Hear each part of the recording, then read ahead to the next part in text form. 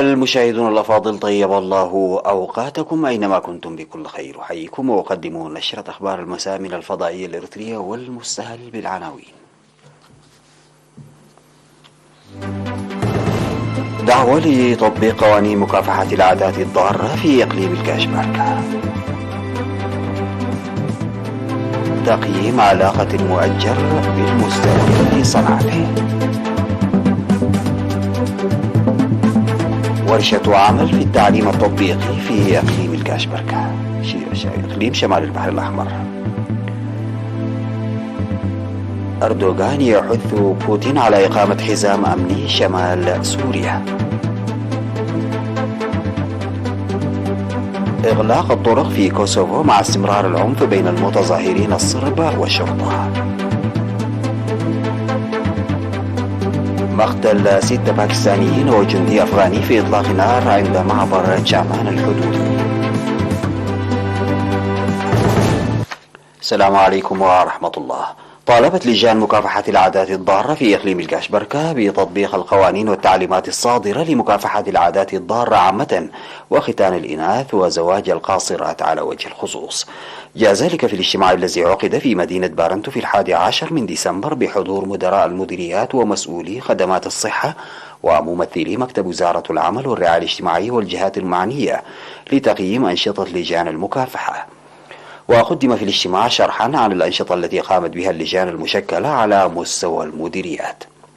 وأوضح مسؤول مكتب وزارة الصحة في إقليم الكاشبركة الدكتور حيلوم كداني القيام بعمل مشترك بإشراف وزارة العمل والرعاية الاجتماعية ووزارة الصحة والاتحاد الوطني للمرأة لضمان حقوق المرأة والطفل عامة ومكافحة العادات الضارة خاصة.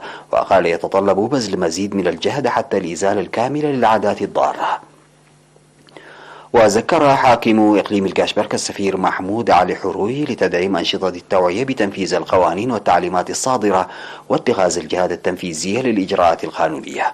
وتلقى المشاركون محاضرة حول ختان الإناث وزواج القاصرات والعادات الضارة الأخرى من منظار القانون الجنائي والمدني. وأوصى الاجتماع لتوسيع هيكل اللجان حتى إدارات الضواحي والقيام بالمتابعة القوية وتعزيز تنسيق اللجان مع المؤسسات الحكومية، وأن تكون الإجراءات القانونية المتخذة ضد المخالفين رادعة وسريعة. عقد مكتب إيجارات البيوت في مديرية صنعاء اجتماعا لتقييم تنفيذ نظام مراقبة إيجارات البيوت الخاصة صادر عن وزارة الحكومات المحلية. وأوضح مسؤول المكتب السيد علي محمد صالح في الاجتماع الذي شارك فيه إدارات الضواحي وممثلي السكان إن بيوت صنعاء مقسمة إلى 10 مناطق إيجار. وقال إن نظام المراقبة يسهل لحصول المؤجرين على مبلغ الإيجار في أوانه ويحافظ على حقوق المستأجر. وذكر إن مكتب إيجارات البيوت له سلطة اتخاذ الإجراءات القانونية في حال أخل المؤجر بالتعليمات الصادرة، داعيا المستأجرين لاتباع قوانين الإيجارات. وأشار مسؤول التحقيقات الجنائية في شرطة مديرية صنعاء السيد إبراهيم كفلماريام إن القضايا التي ترفع بين المؤجر والمستأجر ينظر لها بالقانون الجنائي والمدني، داعيا المستأجرين لاتباع التعليمات الحكومية الصادرة لتجنب الضغوطات غير القانونية التي يقوم بها المؤجرون على المستأجر بخلق مختلف الذرائع. وطلب الاجتماع للقيام بدراسات استكشافية لإمكانية وجود إيجارات بيوت دون اتفاق موثق. نظم مكتب وزارة التعليم في إقليم شمال البحر الأحمر ورشة عمل ل58 معلما من 14 مدرسة ثانوية حول أهمية التعليم التطبيقي. وأوضح مسؤول المدارس الثانوية في الإقليم الأستاذ سعيد صالح إن الهدف من ورشة العمل التي نظمت من 9 حتى 11 من ديسمبر الجاري تعزيز دور المعلمين في الجهود المبذولة لإدخال المعامل في المدارس لدورها في التعليم التطبيقي وفعالية العملية التعليمية. وذكر بأن بعض مصاعب العملية التعليمية ناتجة عن عدم وجود تعليم تطبيقي بالمستوى المرغوب، مشددا على أهمية دور المشاركين في الورشة لإدخال التعليم التطبيقي في جميع المدارس. من جانبه أوضح مسؤول التعليم في إقليم شمال البحر الأحمر الأستاذ رشيد محمد عثمان إن الورشة تمهد الأرضية لتطوير المعامل في المدارس. وقدم المعلمون المتخصصون شرحا في الورشة حول مواد الفيزياء والأحياء والكيمياء.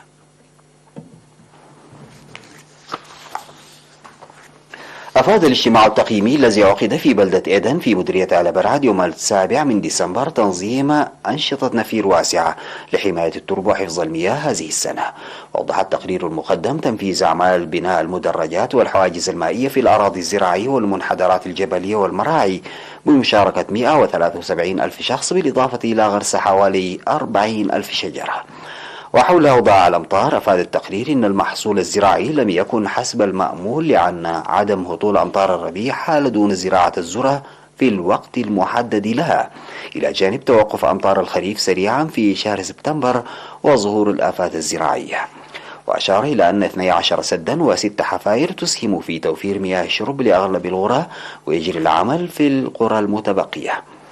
وأوصى الاجتماع لتعزيز الدور المجتمعي لصيانة وتحسين البنى التحتية المدرسية وضمان توفير المبيدات الحشرية وإيصالها سريعا للمزارعين وحل إشكالية المواصلات على طريق آل براد باروة.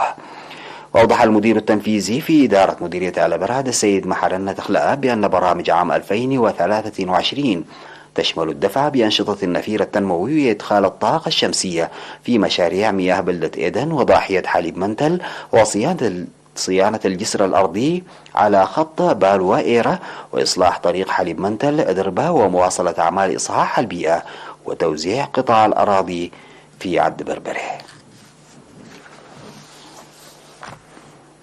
ذكرت جمعية المتبرعين الطوعيين بالدم في إقليم القاشبركة ازدياد مبادرات تنمية محتوى بنك الدم في مديرية بارنتو. وأوضح رئيس فرع الجمعية السيد قبر مسقل إمباية في مناسبة تبرع طلاب مدرسة بيشة الثانوية يومي 8 و9 من ديسمبر ب79 كيسا من الدم، إن المبادرات المتخذة للتبرع الطوعي بالدم تعكس الوعي المتنامي في أوساط الشعب. وأشاد بمبادرة طلاب مدرسة بيشة، وأشار إلى العمل الجاري لضمان توفير الدم في بنك الدم من خلال توجه المواطنين إلى بنك الدم والتبرع بالدم.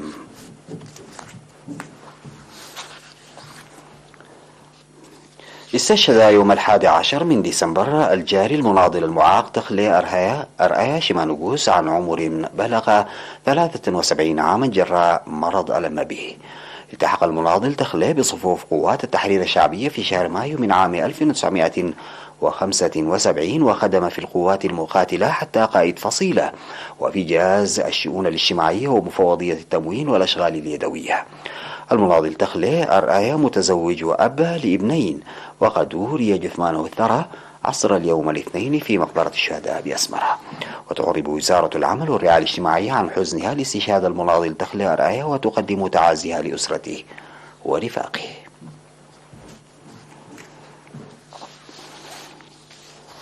بعد الفاصل سادتي أعود بالأخبار الخارجية.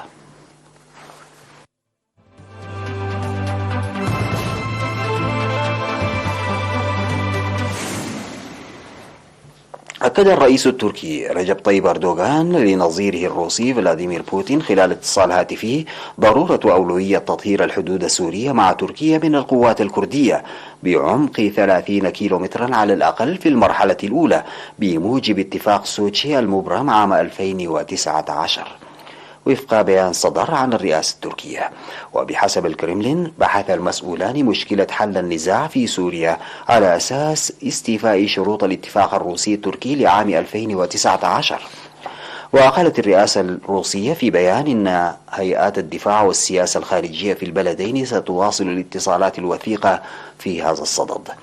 في العام 2019 وضع اتفاق بين أنقرة وموسكو حدا لعملية تركية أخرى، ويسمح الاتفاق بخلق منطقة أمنية على عمق 30 كيلومترا لحماية تركيا من الهجمات التي قد تأتي من الأراضي السورية. وتنتقد أنقرة كل من موسكو وواشنطن لعدم احترامهما لهذه الاتفاقيات وفشلهما في بعض وحدات حماية الشعب الكردي عن الحدود التركية. أغلق المتظاهرون الصرب في شمال كوسوفو الطرق لليوم الثاني بعد تبادل إطلاق النار مع الشرطة. وأغلقت الشاحنات والمركبات الثقيلة الأخرى عدة طرق رئيسية تؤدي إلى معبرين حدوديين مع صربيا. وتصاعدت التوترات الطويلة الأمد بين السلطات والأقلية الصربية في كوسوفو في الأسابيع الأخيرة. ووصف رئيس الوزراء ألبين كورتي المتظاهرين بأنهم عصابات إجرامية، وطالب قوة كوسوفو لحفظ السلام بقيادة حلف شمال الأطلسي بإزالة الحواجز. ودعا الاتحاد الأوروبي لاستعادة السلام قائلا إن قنبلة صوتية أصابت إحدى مركباته المدرعة التي كانت تقوم بدوريات في شمال كوسوفو. قتل 6 مدنيين باكستانيين وجندي أفغاني في قصف وإطلاق نار عند معبر شامان الحدودي بين البلدين. وذكر الجيش الباكستاني أن قوات الحدود الأفغانية فتحت النيران دون مبرر وبعشوائية، مستخدمة أسلحة ثقيلة منها قذائف المدفعية ومورتر على السكان المدنيين عند معبر شامان الحدودي الذي يربط بين إقليم بلوشستان غربي باكستان وإقليم قندهار جنوبي أفغانستان. وأضاف الجيش في بيان أن إطلاق النار من الجانب الأفغاني تسبب في مقتل 6 مدنيين وإصابة 17 آخرين في باكستان، مما دفع القوات الباكستانية للرد. وقالت مصادر أمنية أفغانية إن الاشتباك بدأ بعد أن طالبت القوات الباكستانية القوات الأفغانية بوقف بناء نقطة تفتيش جديدة على جانبها من الحدود. وذكر مسؤولون من الجانبين أن معبر شامان الحدودي الأفغاني المزدحم الذي يستخدم في التجارة وعبور الأفراد أغلق لبضع ساعات قبل إعادة فتحه.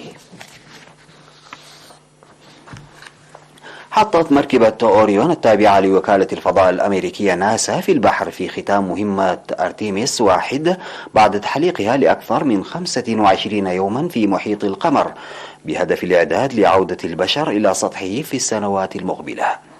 وينطوي نجاح هذه المهمة التي استغرقت أكثر بقليل من 25 يوما على أهمية كبيرة بالنسبة إلى ناسا التي استثمرت عشرات مليارات الدولارات في برنامج أرتيميس الأمريكي للعودة إلى القمر الهادف إلى الاستعداد لرحلة مستقبلية نحو المريخ. ودخلت المركبة غير المأهولة في هذه الرحلة التجريبية الغلاف الجوي للأرض بسرعة 40,000 كيلومتر في الساعة تقريبا، وتحملت حرارة مرتفعة جدا بلغت 2800 درجة مئوية.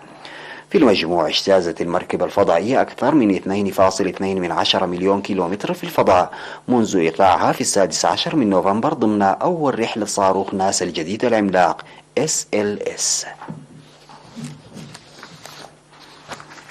ختاما سيداتي وسادتي لنشرة الأخبار أعود فأذكر بعناوينها.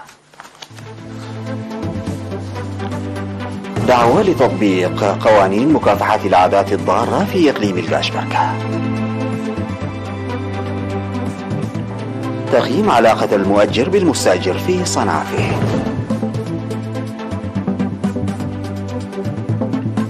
ورشة عمل حول التعليم التطبيقي في إقليم شمال البحر الأحمر. أردوغان يحث بوتين على إقامة حزام أمني شمال سوريا. إغلاق الطرق في كوسوفو مع استمرار العنف بين المتظاهرين الصرب والشرطة. ومقتل 6 مدنيين 6 باكستانيين وجندي أفغاني في إطلاق نار عند معبر شامان الحدودي. انتهت نشرة أخبار المساء قدمتها لحضراتكم من الفضائية الإلكترونية. شكرا لمتابعتكم. السلام عليكم ورحمة الله تعالى وبركاته.